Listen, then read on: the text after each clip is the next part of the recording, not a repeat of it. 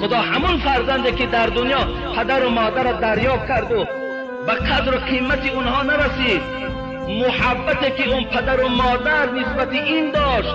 ببینید پدر و مادر چی 1 ساله باشی چی 50 ساله باشی، به نام خدا محبتش کنده نمیشود است و تا مردن تا دوستت میدارد. اگرچه امروز ما محبتی پدر و مادر را عوض کردیم با محبتی زن و فرزندها ما.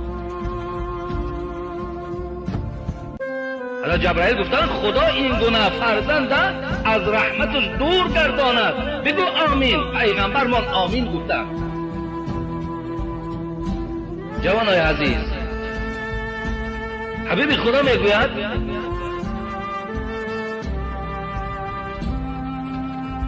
من بر والدی طوبی له زاد الله فی عمری. هر کسی که پدر و مادر را حرمت میکند، پدر و مادرش میبیند وقتش خوش میشود، یا پدر و مادر را میبیند از جای خود میخیزد و در بهترین مکان پدر و مادر را میشیناند، حبیب خدا گفت طوبی له، خوش به حالت. ببین خوش به حالت گفت. زاد الله فی عمری. حبیب خدا در حق تو دعا کرد، گفت خدایا عمر این گونه فرزند دراز کن.